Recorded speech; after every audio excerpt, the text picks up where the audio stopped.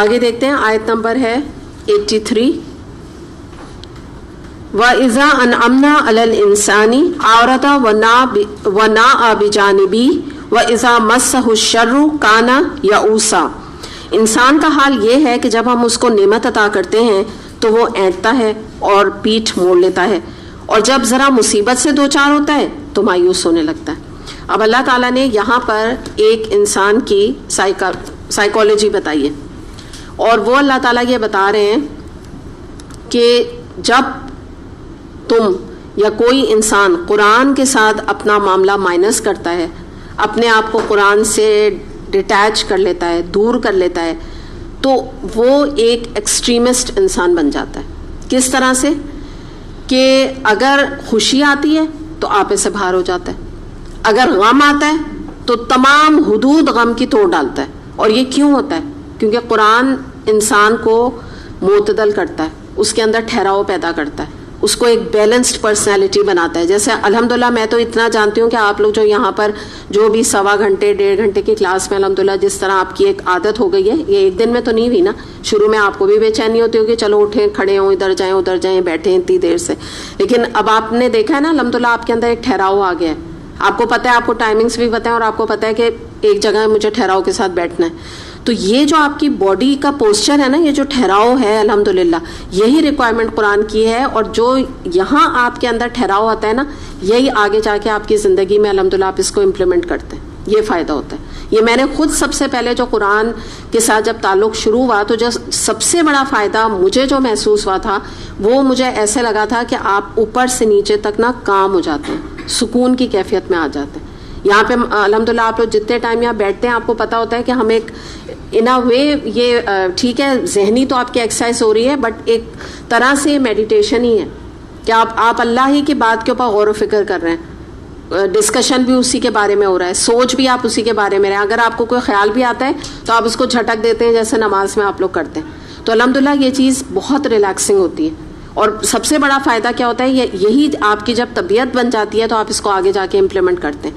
لیکن جس کا قرآن کے ساتھ تعلق نہیں ہوتا تو اس کے اندر نا یہ جو پرسنالٹی ہے نا اتنی زیادہ جو ہے نا ہائپر پرسنالٹی سامنے آتی.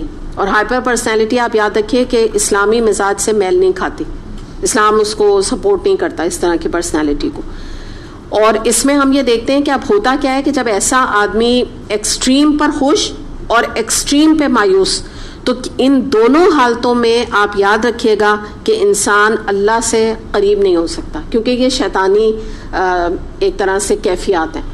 ایکسٹریم خوش ہونا، ایکسٹریم مایوسی. آپ کو پتہ ہے ابلیس کا تو مطلب ہی یہی ہے، ڈپریسڈ. ابلیسا یبلسو کا مطلب ہی یہی ہے کہ ڈپریشن کا شکار، مایوس انسان. تو اس کا معاملہ یہی تھا ابلیس کا نا. تو وہی والی ٹینڈنسی انسان کے اندر پیدا ہو جاتی ہے. اب ہم تھوڑا سا اس کو دیکھتے ہیں کہ آپ یہ دیکھیں جیسے ایک دنیا دار انسان کو ابھی ہم دیکھتے ہیں کہ یہ اس کا ذکر ہے کہ جب مثال کے طور پہ اس کی زندگی میں نعمتیں ہیں، خوشیاں ہیں، تو اب کیا ہوگا کہ اتنا خوش ہوگا آپے سے باہر ہوگا کہ اللہ کو بالکل بھلا دے گا. جیسے ہمارے معاشرے میں یہ شادیوں کے موقع پر یہ ٹینڈنسی آپ کو لوگوں میں دکھتی ہے کہ اگر تھوڑا بہت بھی اللہ کا ذکر کرتے ہیں یا نمازیں پڑھتے ہیں یا کوئی قرآن پڑھتے ہیں یا روزے رکھتے ہیں تو ایسے موقع پہ سب کچھ بھول جاتے ہیں. تو ایکسٹریم ہلا گلا، شاپنگ، گھومنا پھرنا، کھانا پینا، میوزک لگانا. اور عام طور پہ بھی اب آپ یعنی ان لوگوں کو دیکھ لیجئے جو دنیا پرست ہے نا، تو ان کا بھی کیا ڈیلی روٹین کیا ہوتا ہے کہ چلو لیٹس گو ٹو مووی، چلو آؤ فلاں جگہ شاپنگ پہ چلیں، کوئی ریزن ہے کہ نہیں ہے، چلو فلاں کانسرٹ میں چلیں، چلو محفل غزل میں چلیں، چلو وہ نیٹ کے اوپر چیٹ کریں. مطلب اب بس کام نا، بس انجوائمنٹ، وہ اس کو انجوائمنٹ کہتے ہیں. ٹھیک ہے، آپ کی جو بھی ڈیفینیشن ہو ان کی تو یہی ہے نا، انجوائمنٹ. چلو نیو فرینڈس بنائیں، چلو فرینڈس کو سب کو کال کیا، چلو آؤ، چلو فلاں جگہ چلتے ہیں، چلو فلاں جگہ جو ہے وہ گانے سننے چلتے ہیں یا فلاں چیز کے لیے چلتے ہیں. تو یہ جب ان کا معاملہ یہ ہو جاتا ہے تو وہ یہ چاہتے ہیں کہ اب یہ جو ہلا گلا ہے، یہ جو مزے ہیں، بس یہ ختم ہی نہ ہو. اتنی ہلا گلے کی عادت ہو جاتی ہے، اتنے مزے کی عادت ہو جاتی ہے انجوائمنٹ کی، کہ اب جو ہے ان کو گوارا نہیں ہوتا کہ ایک دن بھی ان کے گھر میں بچہ بھی بیمار ہو یا ان کی ماں بھی بیمار ہو یا وہ خود بیمار ہو. بس انٹرٹینمنٹ میں کوئی مسئلہ نہیں آنا چاہیے، کوئی روک نہیں آنی چاہیے. یہ ایکسٹریمٹی ہے نا, یعنی اوور ہے انجوائے کرنے میں خوشیوں کو. تو اب کیا ہوتا ہے ایسے لوگوں پر جب کوئی مصیبت آ جاتی ہے, جو کہ اللہ تعالیٰ نے وعدہ کیا ہے قرآن میں کہ البتہ ہم تمہیں ضرور آزمائیں گے, جانوں کے نقصان سے, اموال سے, مختلف قسم سے تمہاری آزمائشیں کریں گے. اب جب آزمائش آتی ہے تو پھر آپ ان کو دیکھیے ایک اور ایکسٹریم, وہ واویلا مچاتے ہیں, بین کرتے ہیں, جو کہ آپ کو پتہ ہے کہ نبی کریم صلی اللہ علیہ وسلم نے اس کو گناہ کبیرہ قرار دیا. بہت ہی بین, آپ سمجھ گئے نا, بین کا چیخنا چلانا, تھپڑ مارنا چہرے پہ, ڈپریسڈ ہو جانا, ہائی یہ کیا ہو گیا, ایسا کیوں ہو گیا, میں ہی رہ گئی تھی, وائی می, وہ اللہ سے بدگمانی, وہ اللہ سے غصہ, کہ ایسا لگتا ہے کہ جیسے اللہ تعالیٰ نے ان کو گارنٹی دی ہوئی تھی کہ تمہارے ساتھ کچھ نہیں ہوگا, بس تم ایسے ہی کھیلتے گاتے آتے زندگی تمہاری گزر جائے گی. یہ تو اللہ تعالیٰ نے کسی کو گارنٹی نہیں دی. یہ گارنٹی تو نبی کریم صلی اللہ علیہ وسلم کو اللہ تعالیٰ نے نہیں دی تھی کہ آپ کے ساتھ کوئی بھی آزمائش نہیں آئے گی. جتنی آزمائشیں آپ صلی اللہ علیہ وسلم پہ آئیں اتنی تو کسی پر نہیں ہے. تو یہ کوئی کون ایسا آدمی کوشچن اللہ سے کرے گا نا, ایسے انسان, کیونکہ یہ ایکسٹریمز کا شکار ہے. ایسے لوگ کہتے ہیں میرے ساتھ ہی ایسے ہونا تھا, میرے ساتھ ہی یہ ہو گیا, باقاعدہ یعنی اللہ تعالیٰ سے نہ وہ لڑتے ہیں ایسی صورتحال میں. ٹھہراؤ نہیں ہوتا, یا یہ کہ چیخ چیخ کے رونا شروع کر دیں گے, یا کوئی خبر آ گئی تو گھر میں جو ملا اس کو ڈانٹ رہے ہیں, بچوں کو مارنا شروع کر دیا, چیخنا چلانا شروع, مطلب بالکل آپے سے بھاگنا, جیسے کوئی پتہ چلا اللہ نہ کرے کوئی ایکسیڈنٹ ہو گیا, یا کہیں فون پر کوئی خبر آ گئی کہ بھئی فلاں کی طبیعت والد کی یا والدہ کی بہت خراب ہے, آپ فوراً پہنچے وہاں.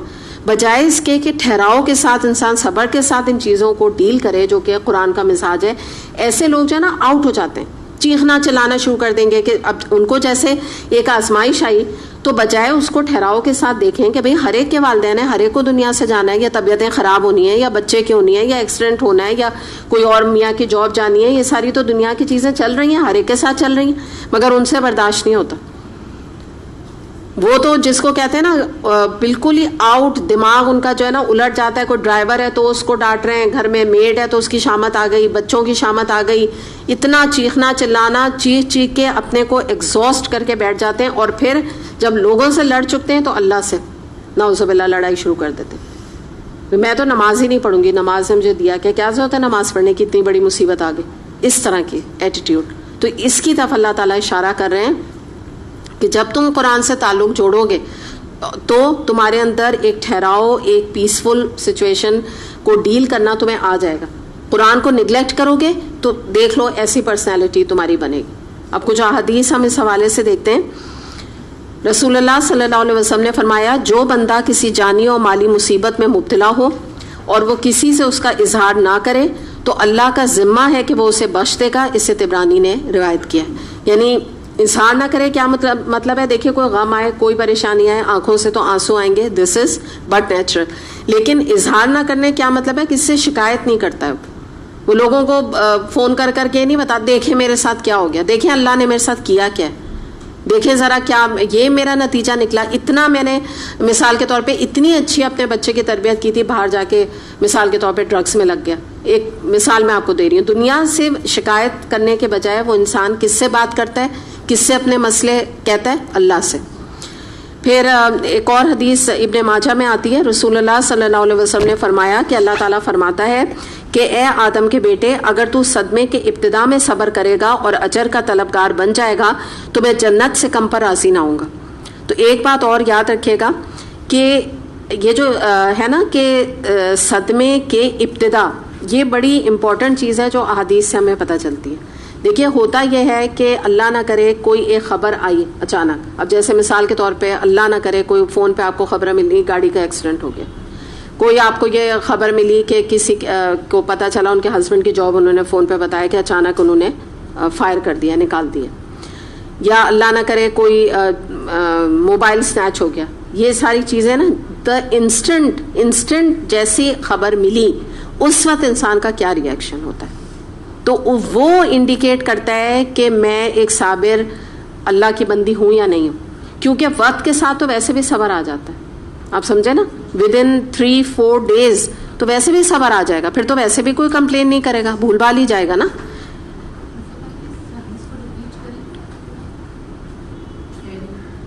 پہلی دوسری, اے آدم کے بیٹے, اگر تو صدمے کے ابتدا میں صبر کر لے اور اجر کا طلبگار بن جائے تو میں جنت سے کم پر راضی نہ ہوں گا. یہ جو آپ کا بکلیٹ ہے نا راضی برضا رب، اس میں موجود ہیں، جو بھی میں پڑھ رہی ہوں یہ سب احادیث اس میں موجود ہیں.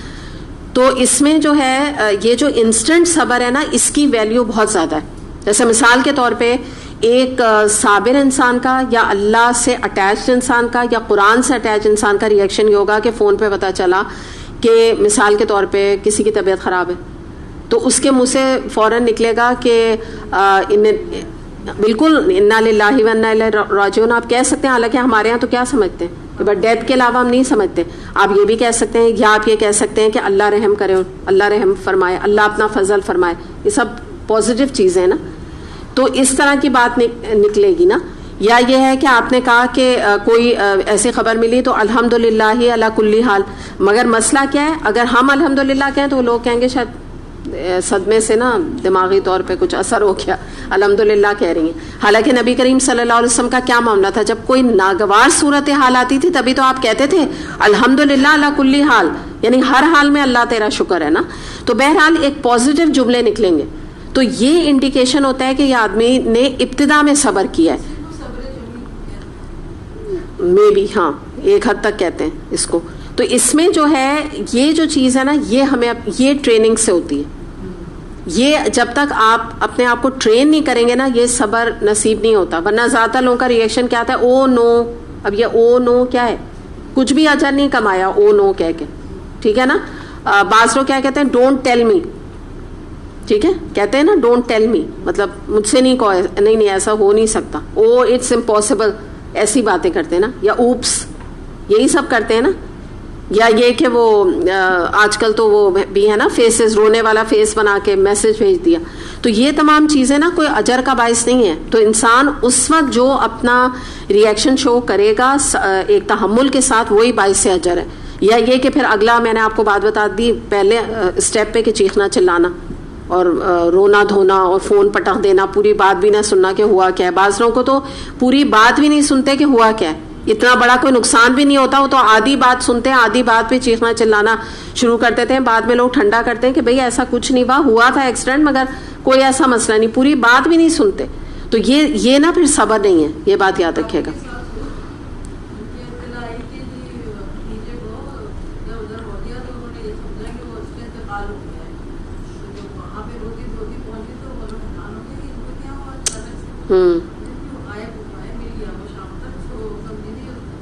ایگزیکٹلی وہی نا. تو یہ سب کیا ہے، بے صبری کی ہے نا علامات ہیں. ترمذی میں ایک اور حدیث آتی ہے، انس رضی اللہ عنہ سے روایت ہے، رسول اللہ صلی اللہ علیہ وسلم نے فرمایا جتنی سخت آزمائش اور مصیبت ہوتی ہے اتنا ہی بڑا اس کا صلہ ہوتا ہے.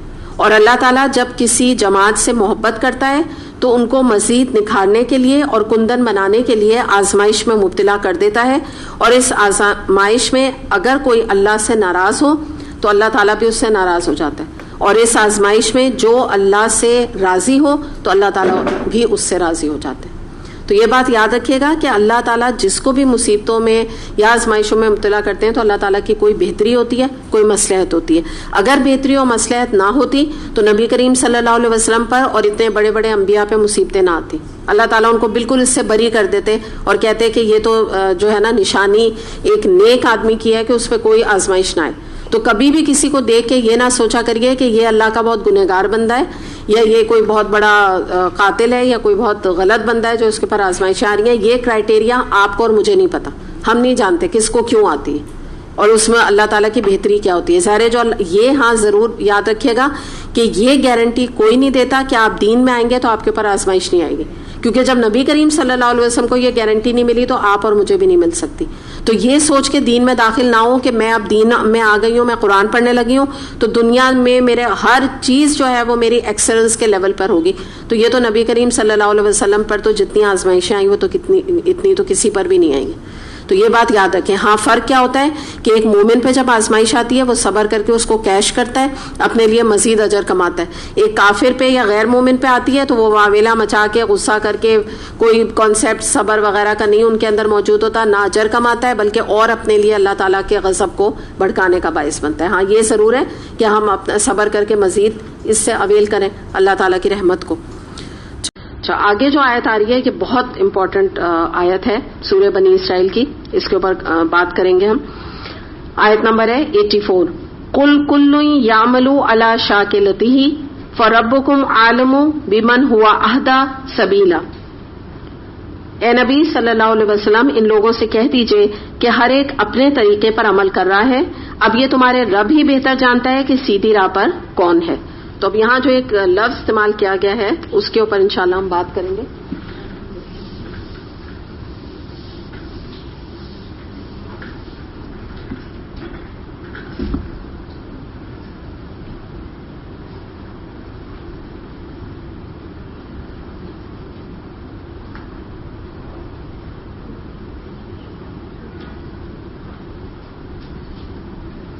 اچھا، یہ تو قرآن سے میں نے لکھا ہوا ہے نا یہ ورڈ.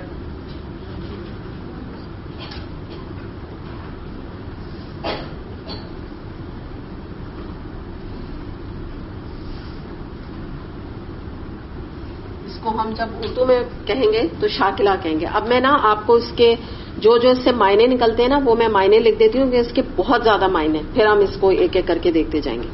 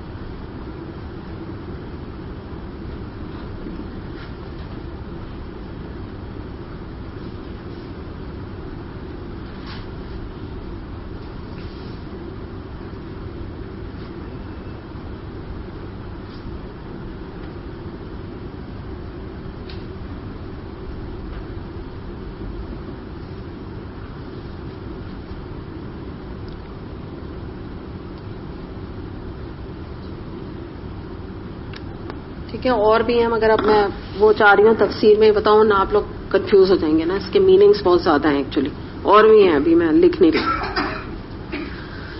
اچھا اب جبلت، ہاں یہ چاہے آپ رہنے دیں، میں بتاؤں یہ نہیں کریں، یہ آپ لوگ یہ نا بہت گہرائی کی اس کی ڈیفینیشن ہے.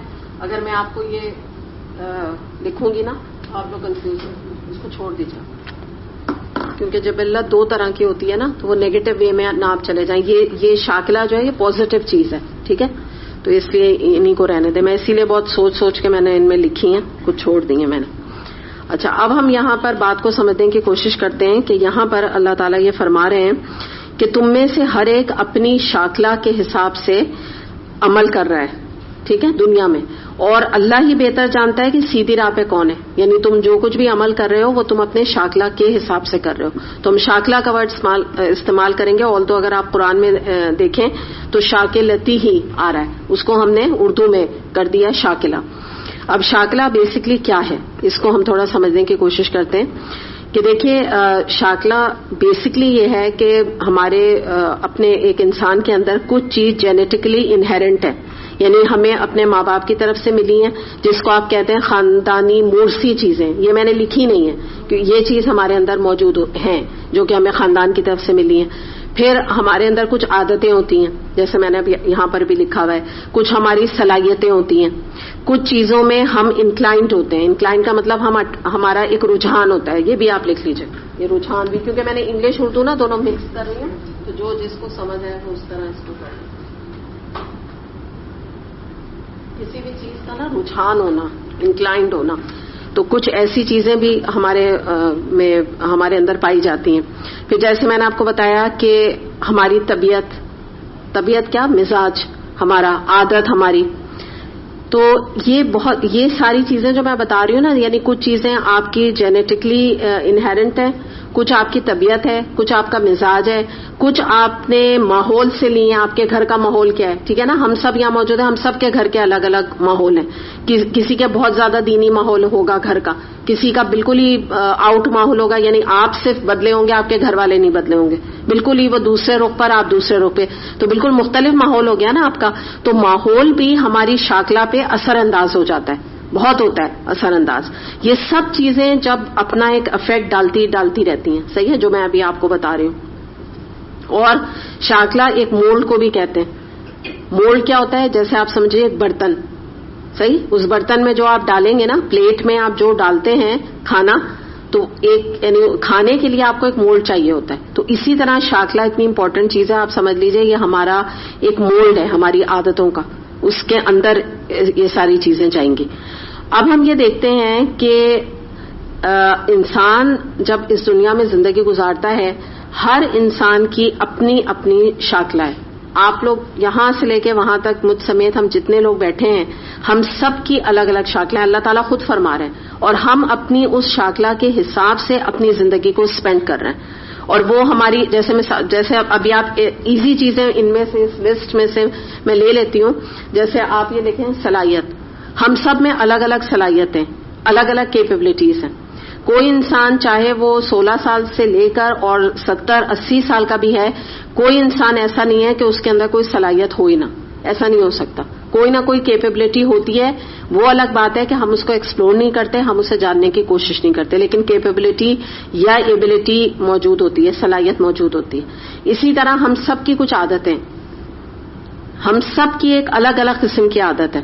وہ مثال کے طور پہ ہمارے لکھنے کا انداز الگ ہے، ہمارے اٹھنے بیٹھنے کا انداز الگ ہے.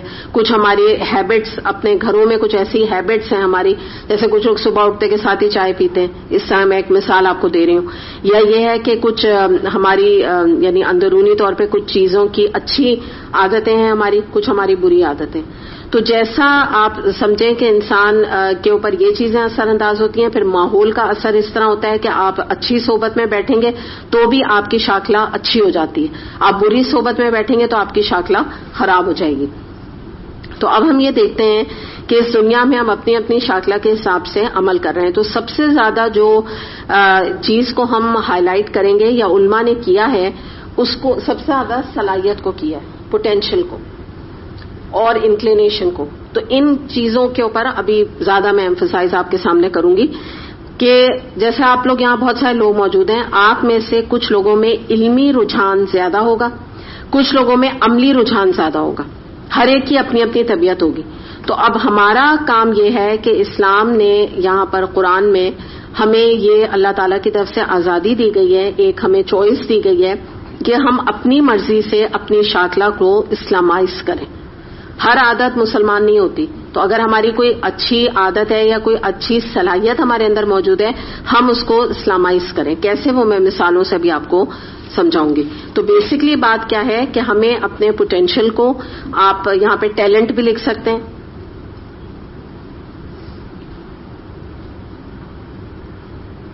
ان تمام چیزوں کو ہمیں ایسی جگہ استعمال کرنا ہے جو شریعت کے دائرے کے اندر اندر آئے. اب اس میں آپ کو جب مثال دوں گی نا صحابہ کرام کی، تو آپ کو بالکل اچھی بات سمجھ آ جائے گی. یہ تو ایک تمہید تھی نا، اب آپ کو بات سمجھ آ جائے گی.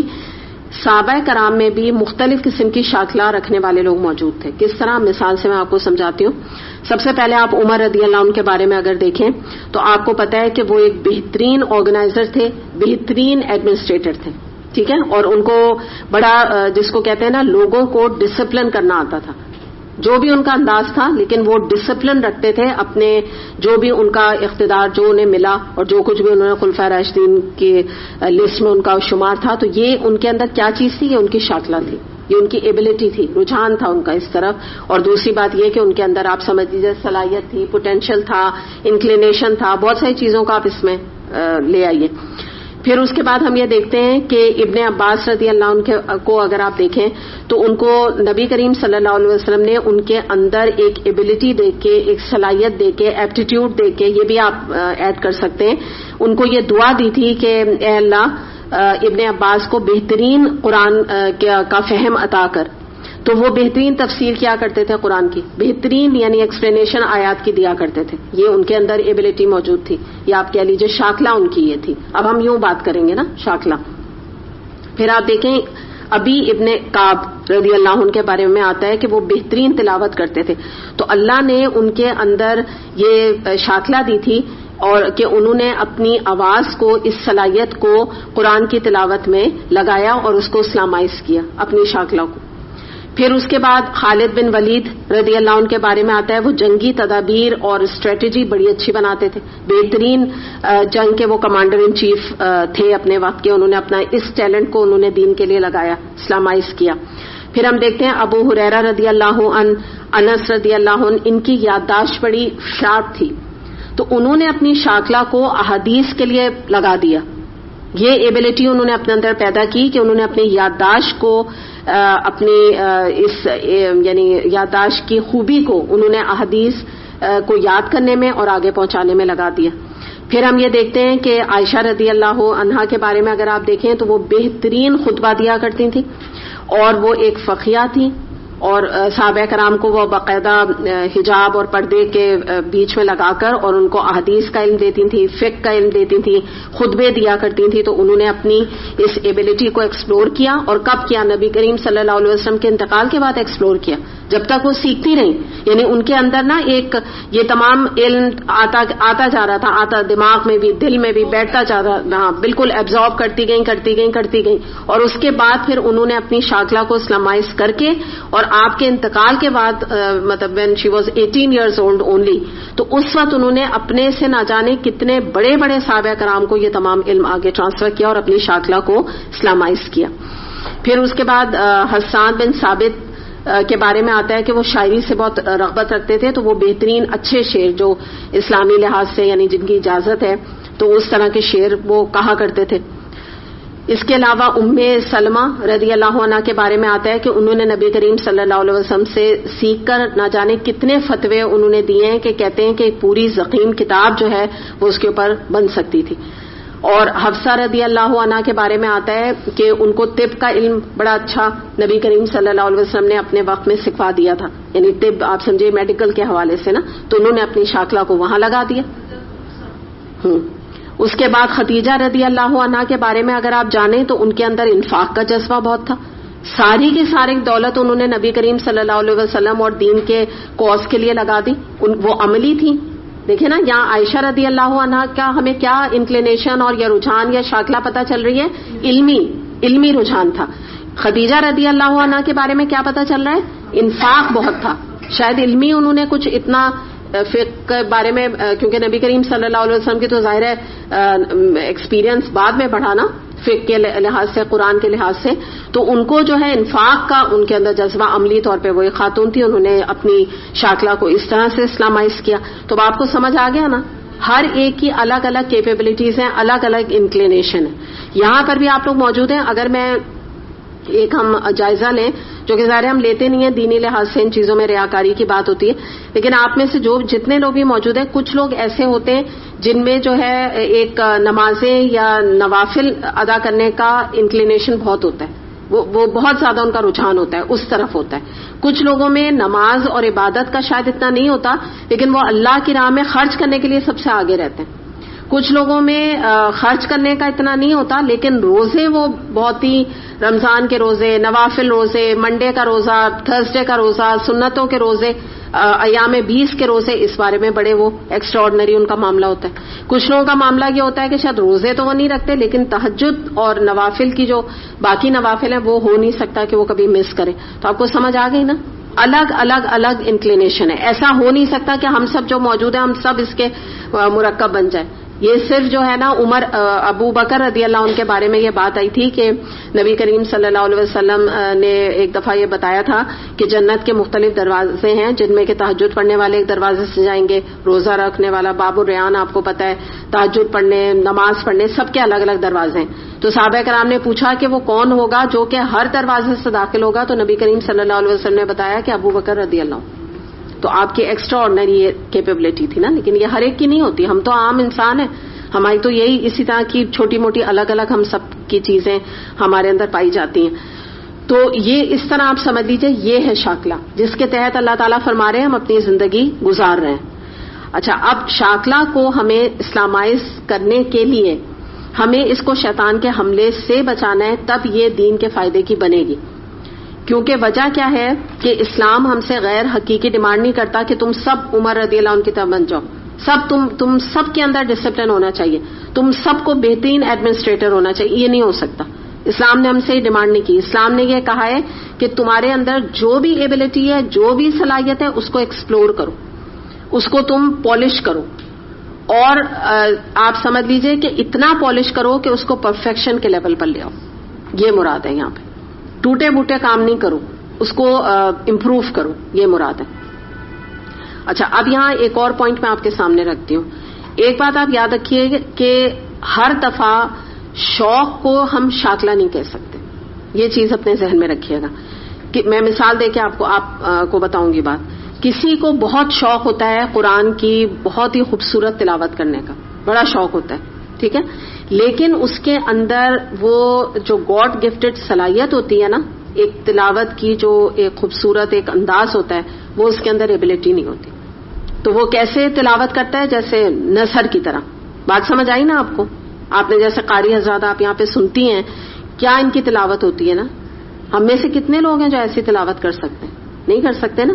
شوق ہے آپ لوگ کو, سب کو ہے نا, کوئی ایسا نہیں ہے مجھ سمیت, لیکن ہم نہیں کر سکتے. تو ہوا یہاں پہ کیا ہو گیا, پتہ یہ چلا کہ کچھ چیزوں کا ہمیں شوق بھی ہو سکتا ہے, بٹ ہماری لمیٹیشنز آ جاتی ہیں.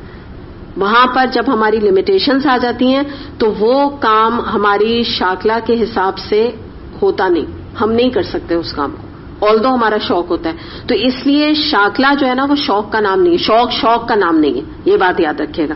اچھا, بعض دفعہ کیا ہوتا ہے, ایک اور مثال دوں, کسی کو بڑا شوق ہوتا ہے قرآن حفظ کرنے کا, عورتوں کو ہوتا ہے, بچوں کو ہوتا ہے. بعض دفعہ عورتیں اپنے بچوں کو خود بھی مارتی ہیں, جو اچھی بات نہیں. وہاں پہ بھی جہاں بھیجتی ہیں مدرسوں میں, ادھر بھی ان کو مار کھلواتی ہیں اور کہتی ہیں زبردستی ان کو حفظ کراؤ. کیوں؟ تاکہ ہم جنت میں چلے جائیں. تو اور کوئی طریقے اختیار کر لیں نا جنت میں جانے کے. بچے کو مار کے اور اس کو پریشر کر کے, کیونکہ اس بچے کے اندر نہیں ہے صلاحیت, نہیں ہے کیپیبلٹی. آپ اس کو شاید کچھ اور کام دے دیں, وہ بہت ہی ایکسلنس کے لیول پر وہ کام کر لے گا, لیکن وہ نہیں حفظ کر سکتا قرآن.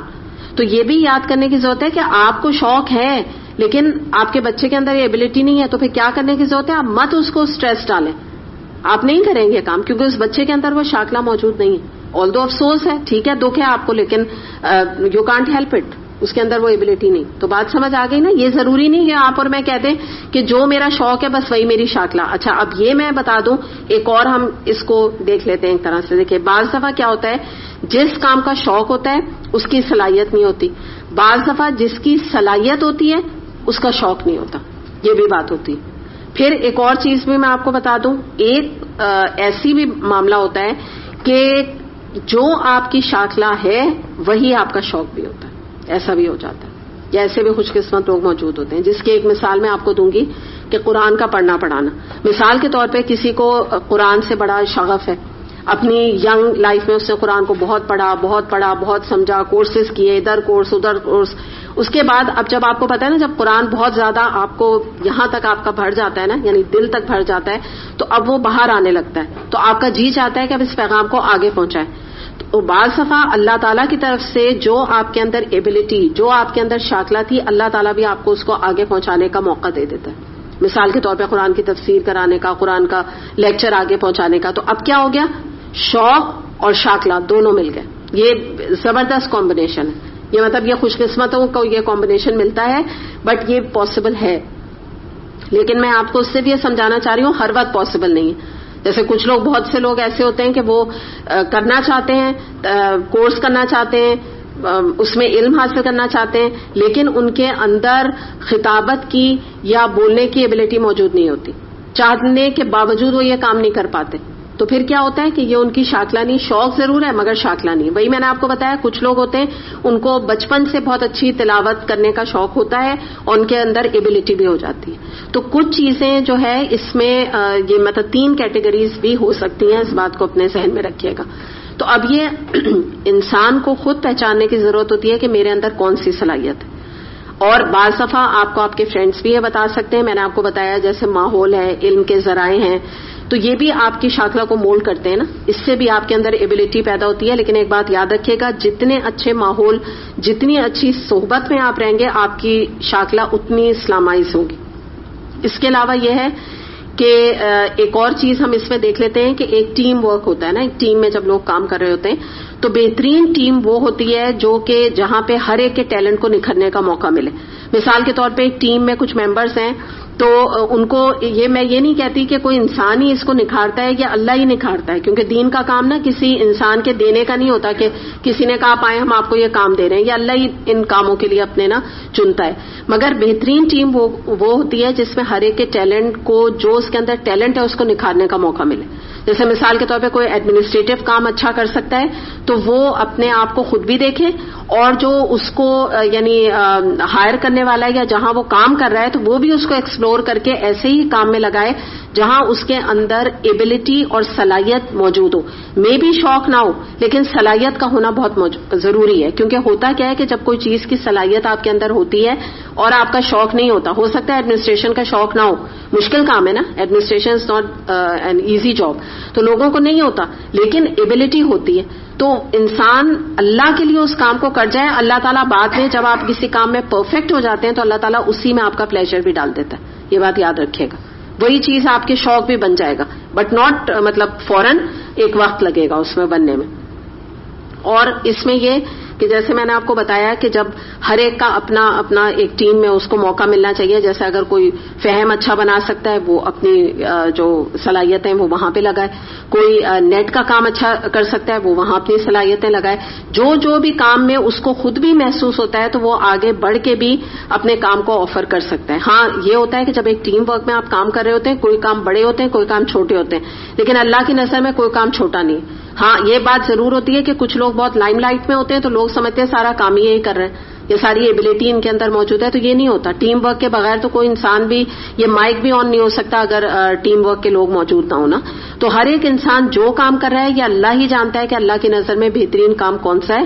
لیکن ایک انسان خود بھی ایکسپلور اپنی شاکلہ کو کرے, اور جو ان کو آپ سمجھیے کاموں کو دے رہا ہے یا ان کو لگا رہا ہے وہ بھی تھوڑا سا ان کی کیپیبلٹی کو دیکھ کے ان کو وہ کام دے. کچھ لوگوں کو نیٹ کے کاموں میں, واٹس ایپ کے گروپ بنانے میں, یا مثال کے طور پہ نیٹ کے حوالے سے دین کے پیغام کو آگے پہنچانے میں ان کا ادھر دماغ بہت چلتا ہے. تو ان کا زیادہ کتابوں میں نہیں چلتا, ان کا اس جگہ پہ زیادہ وہ اچھا کام کر سکتے ہیں تو ان کو اس طرح کا کام دیا جائے. تو یہ ایبلٹی ہونی چاہیے. کچھ لوگ آپ دیکھیے کتابوں کا کام ہوتا ہے اس کی پروف چیک کرنا, یہ ہر ایک کا کام نہیں ہے, ہر ایک کی ایبلٹی نہیں ہوتی کہ غلطیوں کو پک کرنا. تو کسی کے اندر یہ ایبلٹی ہے, یہ بہت بڑا صدقہ جاریہ, بہت بڑا کرنے کا کام ہے. اللہ کی نظر میں شاید نظر نہ آتا ہو لوگوں کو, کسی کو نام بھی نہ پتا چلتے ہوں, لیکن اللہ جانتا ہے کہ اس نے کتنی چھوٹی چھوٹی غلطیوں سے اللہ کے کلام کو, اللہ کی آیتوں کو, نبی کریم صلی اللہ علیہ وسلم کے احادیث کو پاک صاف, لٹرلی جیسے ہم کسی چیز کو غسل دے کے پاک صاف کرتے ہیں اپنے آپ کو, یا کوئی بھی چیز کو پاکی کرنے کا طریقہ ہوتا ہے نا, تو آپ سمجھیں اگر اللہ کے کلام کو کوئی اس کی جس کو کہتے ہیں نا کانٹے اور اس میں سے نکال کے چن کے اس کے اندر کی غلطیاں نکال کے اس کو, اس کلام کو پاک کرتا ہے تو کتنا بڑا کرنے کا کام ہے. اور یہ بھی بڑے ریئر لوگوں کے اندر یہ شاکلہ ہوتی ہے, میں بتا دوں, یہ ہر ایک یہ کام نہیں کر سکتا, بہت مشکل کام ہے یہ. تو یہ ایبلٹی ہے انسان یہ کام کرے. تو اپنی چیزوں کو نا بعض دفعہ آپ لوگوں کو ٹرائی کرتے ہیں اور تو اس سے ان کی ایبلٹی نکھر آتی ہے، جس سے انسان کو پتہ چل جاتا ہے اس کے اندر یہ ایبلٹی ہے جب وہ دل سے کام کرتا ہے۔ بعض لوگوں کا معاملہ کیا ہوتا ہے کہ وہ جب کام دل نہیں لگاتے اور کام اچھا نہیں کرتے تو اسی سے پتہ لگ جاتا ہے کہ ان کے اندر یہ انکلینیشن نہیں ہے، ایسا بھی ہوتا ہے۔ تو جو کام دینے والا ہے نا، اس کے اوپر بھی تھوڑی ذمہ داری ہوتی ہے کہ وہ لوگوں کے ٹیلنٹس کو ایکسپلور کرے اور اس حساب سے ان کو کام دے۔ پھر ایک اور حدیث سے ہم دیکھتے ہیں، ابو ہریرہ رضی اللہ عنہ سے روایت ہے، رسول اللہ صلی اللہ علیہ وسلم نے فرمایا کہ اللہ تعالیٰ تمہاری شکل اور صورت اور تمہارے مال کو نہیں دیکھے گا، بلکہ وہ تو تمہارے دلوں کو اور تمہارے اعمال کو دیکھے گا۔ سے مسلم میں روایت کیا، یعنی مراد یہ ہے کہ تمہاری جو شاکلہ ہوگی نا، جس طور پہ تم کام کرو گے اللہ تعالیٰ وہ تمہیں دیکھے گا۔ تو یہاں پہ ہمارے عمل کے حوالے سے ہمیں بتایا جا رہا ہے کہ تم اپنی ایک تو نیت خالص رکھو، نیت کا اخلاص بھی بہت ضروری ہے یہاں پہ اچھی شاکلہ کو بنانے کے لیے، اور جو صلاحیت ہے اس کو اسلامائز کر کے دین کے کوس کے لیے لگاؤ، کیونکہ یہ قرآن کا لفظ ہے، یہ دنیاوی حوالے سے ہم شاکلہ کی بات نہیں کریں گے، اس بات کو یاد رکھیے گا۔ اور میں آپ کو یہاں پہ ایک مثال دے کے ہی سمجھا دیتی ہوں تاکہ آپ کے اندر سے کنفیوژنس دور ہو جائیں، کہ آپ کے ذہن میں یہ خیال آ رہا ہوگا نا کسی کی آواز بہت اچھی ہے تو وہ گانے گا رہا ہے، تو کیا یہ شاکلہ ہے اس کی؟ یہ آپ لوگوں نے کوشچن نہیں کیا، آپ کو کرنا چاہیے تھا، یہ بہت امپورٹنٹ کوشچن ہے۔ تو اس کو اب ہم تھوڑا سا ڈیل کر لیتے ہیں کہ دیکھیں اللہ تعالیٰ نے مختلف قسم کی جو صلاحیتیں دی نا، جیسے میں نے آپ کو بتایا ہے کہ جوانی ہے، عمر ہے، کیپیبلٹیز ہیں، مال ہے، وقت ہے، آواز ہے، خوبصورتی ہے، ٹھیک ہے، یہ تمام چیزیں، ذہن ہے، دماغ ہے۔ اب یہ ہے کہ انسان، میں نے بار بار یہ ورڈ میں اسی لیے استعمال کر رہی ہوں کہ قرآن کے حوالے سے آپ نمبر 1 اپنی شاکلہ کو ایکسپلور کریں، صلاحیت کو، پھر اس کو اسلامائز کریں، پھر اس کو اللہ کے دین کی راہ میں انویسٹ کریں۔ یہ 100% پروفٹ ہے اس بزنس میں آپ کا۔ اب آپ دیکھیے، میں اب آپ کو 2 لوگوں کی مثال دیتی ہوں، 2 لوگ ہیں، دونوں میں لکھنے کی صلاحیت ہے۔ ایک جو شخص ہے اس کو یہ ایبلٹی لگتی ہے کہ میں کچھ لکھ سکتا ہوں، میرے اندر ایبلٹی ہے، وہ لکھنے کے لیے قرآن اور حدیث کے اوپر بیسڈ وہ فلائرز کے اوپر کام کرے گا، وہ کوئی بکلیٹس کے اوپر کام کرے گا، یہ اس نے اپنی شاکلہ کو ایکسپلور کر لیا۔ ایک وہی شخص ہے جس کو یہ لگتا ہے کہ میرے اندر ایبلٹی ہے لکھنے کی، اس نے کیا لکھا؟ ایک رومانٹک ناول لکھ دیا، ٹھیک، اس کا تعلق شاکلہ سے نہیں ہے۔ رومانٹک ناول کو جو اس کی جو دنیا کہے گی کہ اس کے اندر یہ ٹیلنٹ ہے، لیکن اسلام اس کو ٹیلنٹ نہیں کہے گا، یہ شاکلہ نہیں ہے۔ تو میں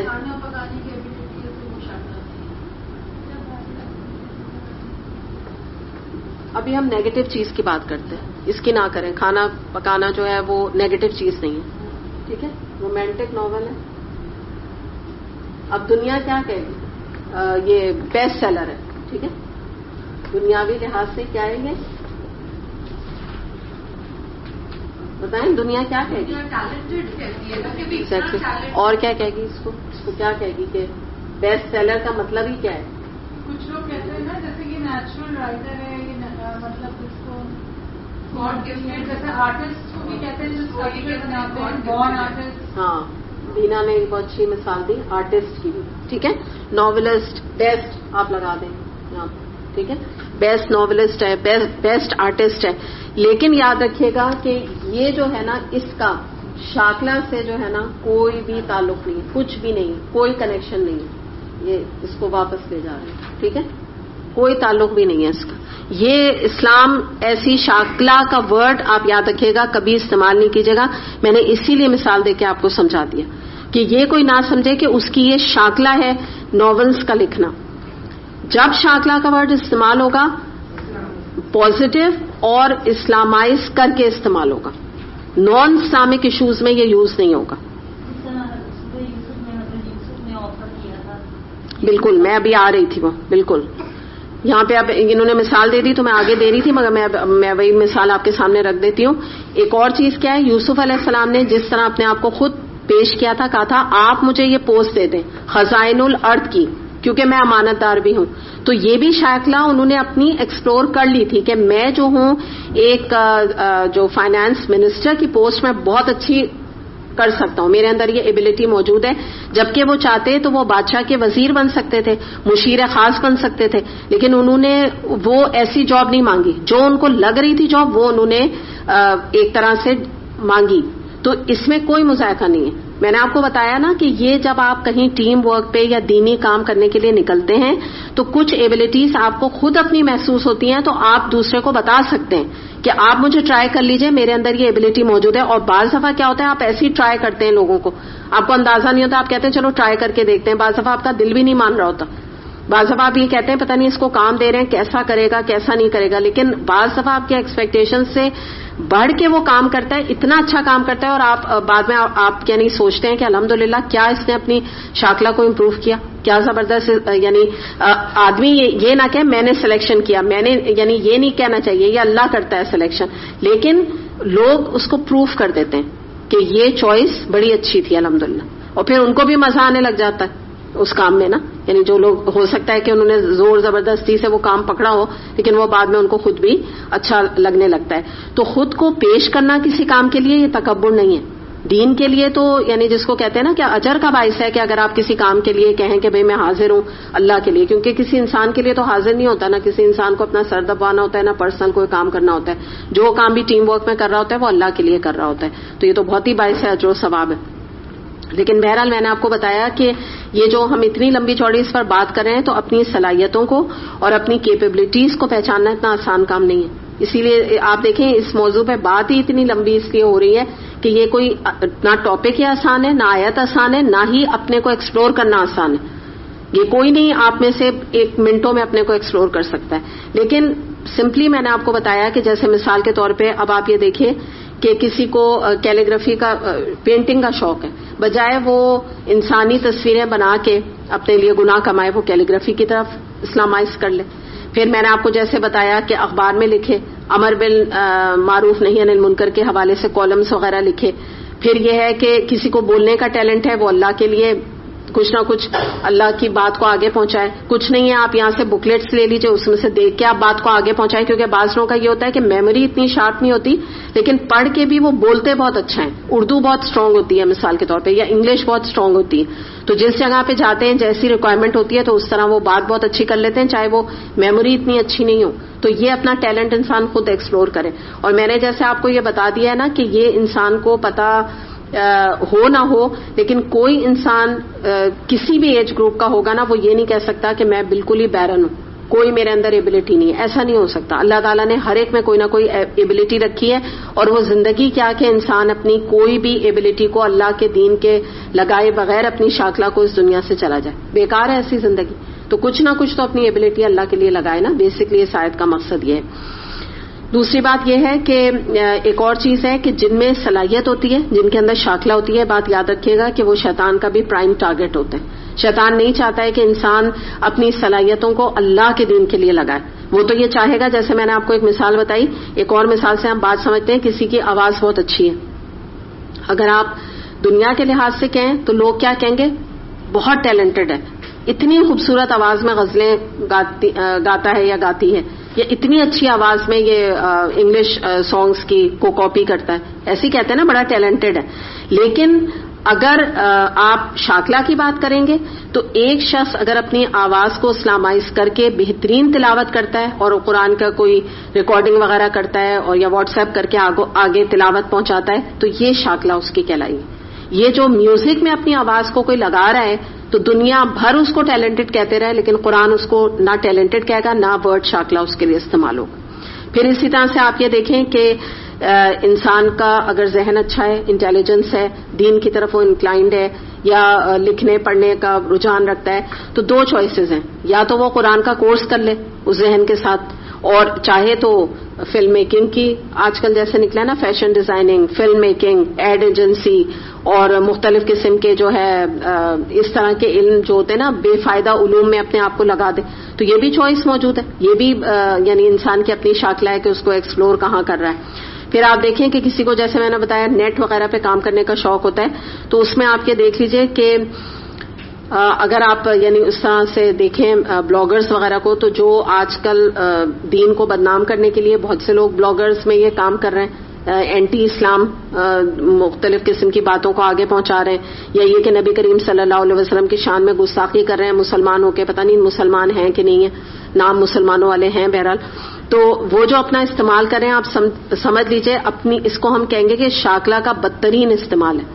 یعنی انہوں نے اپنے آپ کو اللہ کے حوالے سے سرکشی میں اپنے آپ کو لگایا ہوا ہے. شاکلہ یہ ان کے اندر موجود نہیں ہے کسی بھی قسم کی پازیٹو. اچھا اب آپ دیکھیے کہ سلمان رشدی ہو گئے, قرآن تو اس نے بھی پڑھا ہے نا, لیکن اس نے جو کیا, یا مرزا قادیانی جو اس نے بھی قرآن پڑھا اور اس کے بعد جو نبی کریم صلی اللہ علیہ وسلم کی رسالت کا انکار کیا, تو ان لوگوں نے بھی قرآن پڑھا. انہوں نے اسی قرآن کا کیا بدترین استعمال کیا.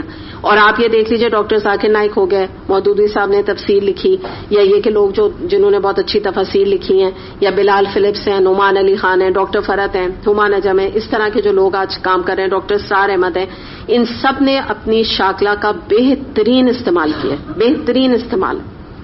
اس سے بہترین کوئی شاکلہ ہو نہیں سکتی. تو اب میں اس بات کے اوپر پلٹ کے آپ کو بات کو سمجھاتی ہوں کہ دیکھیے سب سے بڑا جو انعام اور سب سے بڑی نعمت جو ہے انسان کو, وہ انسان کو اپنی شاکلہ کو یوٹیلائز کرنے کے لیے دین کا کام کرنے کی توفیق مل جانا ہے کسی بھی طریقے سے.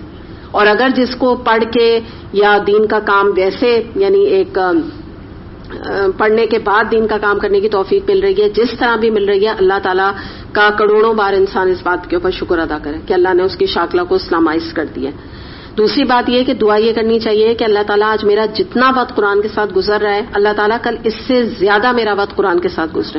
یہ نہ ہو with the passage of time میرا انٹرسٹ قرآن میں لوز ہو جائے, یا مجھے کوئی اور چیزوں میں اپنی شاکلہ کو چھوڑ کے میں کہیں اور اپنے ٹیلنٹ کو لگانے چلی جاؤں, کہیں اور پہ اپنے ٹیلنٹ کو جو ہے نا کھپا کر آ جاؤں دنیاوی گناہ کے کاموں میں. ٹیلنٹ تو ہے نا موجود, یہ تو میں نے آپ کو بتا دیا نا, ہمارے اپنے اوپر ڈیپینڈ کر رہا ہے. دوسری بات یہ کہ اس کلام نے مجھے اس دنیا میں بھی عزت دے رہا ہے اور آخرت میں بھی عزت دے گا. جو میں اس طرح سے آپ کو بتا دوں کہ ایک کسی بھی قرآن پڑھنے والے شخص کا, ایک عورت ہے وہ قرآن کی کلاس میں آتی ہے, اگر اس کی ڈیتھ ہوتی ہے تو کیا کہا جاتا ہے, وہ فلاں جو قرآن کی کلاس میں آتی تھی, یہ کہا جاتا ہے نا. تو تعلق کدھر سے بنا ہے, قرآن سے بنا ہے. تو قرآن نے عزت دی نا دنیا میں بھی, باعث عزت ہے کہ نہیں ہے؟ عزت مرنے کے بعد اللہ کے یہاں بھی عزت ہے. تو جب قرآن اتنی عزت دے رہا ہے ہمیں, تو ہم بھی تو اس کلام کو فضیلت دینے والے بنے نا, ہم بھی تو اس کلام کو عزت دینے والے بنے, ہم بھی تو کچھ کریں نا. قرآن تو ہمیں عزت دے رہا ہے, ہم تو ایک کلاس میں آ کے بیٹھ گئے, تو اگر وہیں پر ہی دم نکل گیا یا کہیں پر بھی نکلا تو لوگ یہی کہیں گے وہ قرآن کلاس میں گئی نہیں تھی, میں انتقال ہو گیا. ورنہ جیسے وہ ایک دفعہ مجھے تو آج تک بھولتا نہیں ہے, بینا نے جو واقعہ مجھے بتایا تھا, اس کا آپ سب کو ہی بتایا تھا, جو فلم سینما ہال میں کسی کی ڈیتھ ہوئی تھی.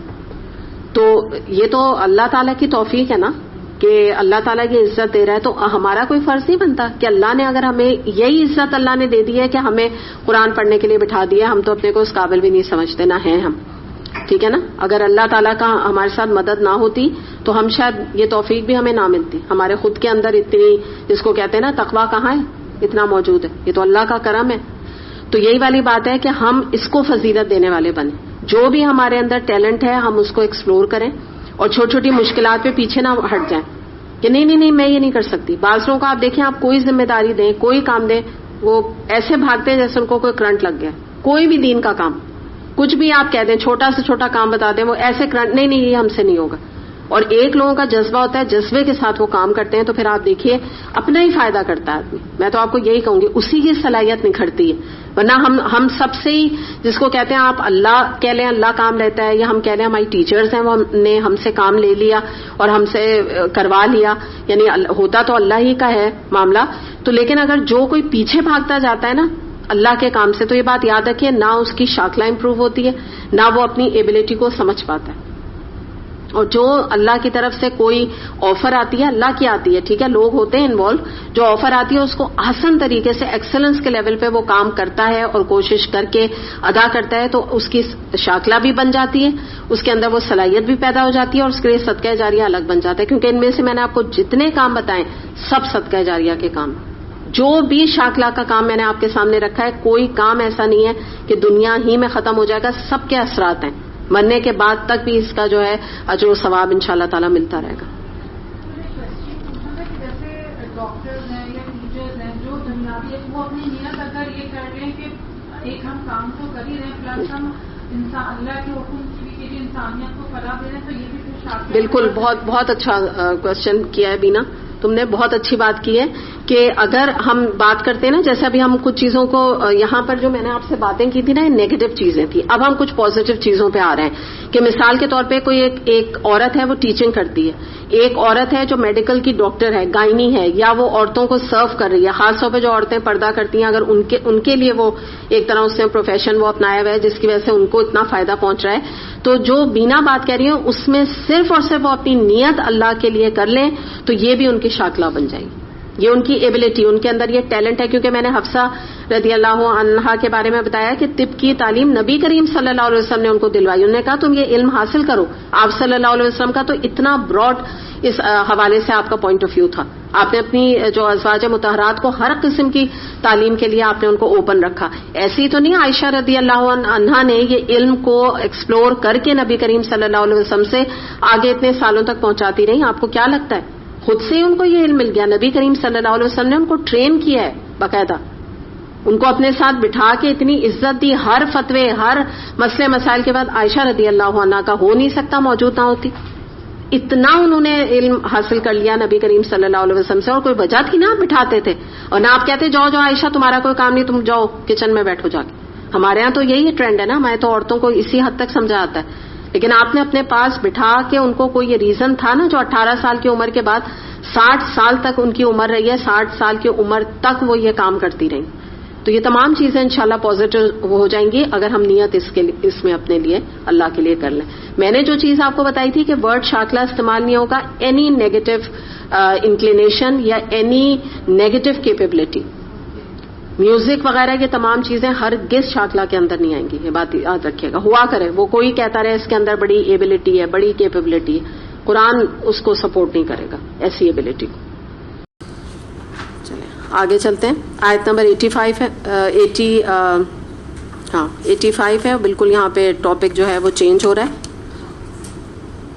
وَيَسْأَلُونَكَ عَنِ الرُّوحِ قُلِ الرُّوحُ مِنْ أَمْرِ رَبِّي وَمَا أُوتِيتُم مِنَ الْعِلْمِ إِلَّا قَلِيلًا. یہ لوگ تم سے روح کے متعلق پوچھتے ہیں، کہہ دیجئے کہ یہ روح میرے رب کے حکم سے آتی ہے، مگر تم لوگوں نے علم سے کمی بہرا پایا ہے. اب یہاں پہ جو ورڈ استعمال کیا جا رہا ہے اس آیت میں، اس کو ہم تھوڑا دیکھ لیتے ہیں.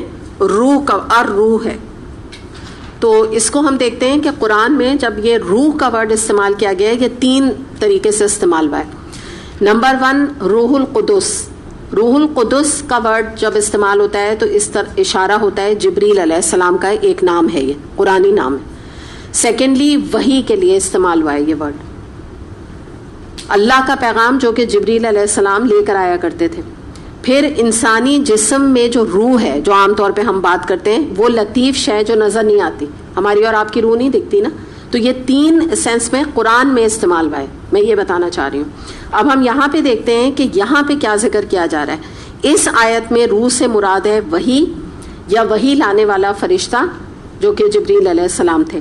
یعنی اب اس کا ہسٹوریکل بیک گراؤنڈ ہم دیکھ لیتے ہیں کہ مشرکین نے نبی کریم صلی اللہ علیہ وسلم سے سوال کیا کہ تم قرآن کہاں سے لاتے ہو، ماخذ قرآن کیا ہے.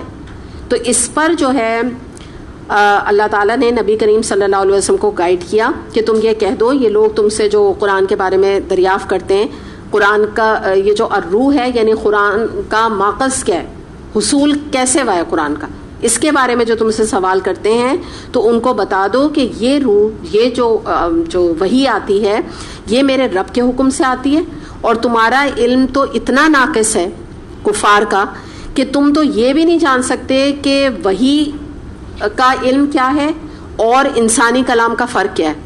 یعنی نبی کریم صلی اللہ علیہ وسلم جو بول رہے ہیں اور جو قرآن ان کے اوپر نازل کیا جا رہا ہے اس میں کیا فرق ہے، تم یہ بھی نہیں سمجھ پاتے. یہ تمہاری جہالت ہے. یعنی یہ مراد ہے نا یہاں پہ. تو مراد یہ ہے کہ تم جو یہ الزام لگاتے ہو کہ یہ کلام نبی کریم صلی اللہ علیہ وسلم کا گھڑا ہوا ہے، تو اس کی وجہ تمہاری جاہلیت ہے. تمہیں یہ اندازہ ہی نہیں ہے کہ یہ جو وحی ہے نبی کریم صلی اللہ علیہ وسلم پہ، اس پر ہم نے یعنی اللہ تعالیٰ نے جبریل علیہ السلام کے ذریعے سے آپ کے قلب مبارک پر اس کو نازل کیا باقاعدہ. یہ مراد ہے یہاں پہ اس پوری آیت سے.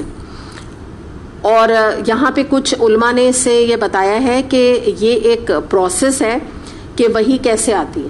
تو یہاں پہ اللہ تعالیٰ کا بتانا مطلوب یہ ہے کہ یہ چیزیں روح کا یعنی وحی کا آنا اور اس کا نزول آپ صلی اللہ علیہ وسلم کے قلب پاک پر ہونا، یہ وہ چیزیں ہیں جن کا آپ کے یا میرے عمل سے کوئی تعلق نہیں ہے.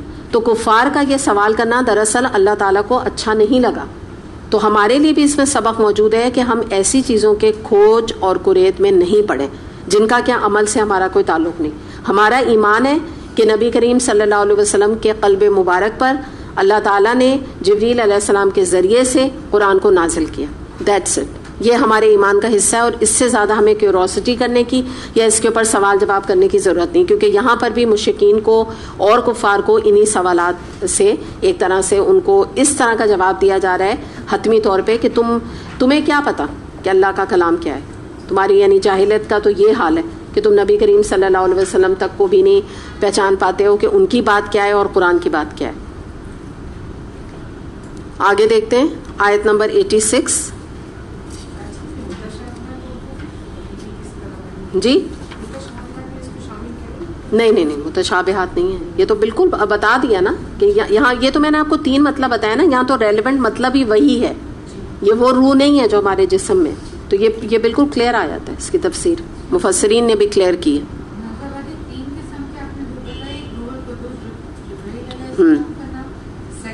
سیکنڈ وہی ہے جو کہ جبریل علیہ السلام لاتے تھے. ٹھیک ہے. تھرڈ انسانی روح. That's it. اچھا آیت نمبر 86. وَلَا إِن شِئْنَا لَنَذْهَبَنَّ بِالَّذِي أَوْحَيْنَا إِلَيْكَ ثُمَّ لَا تَجِدُ لَكَ بِهِ عَلَيْنَا وَكِيلًا.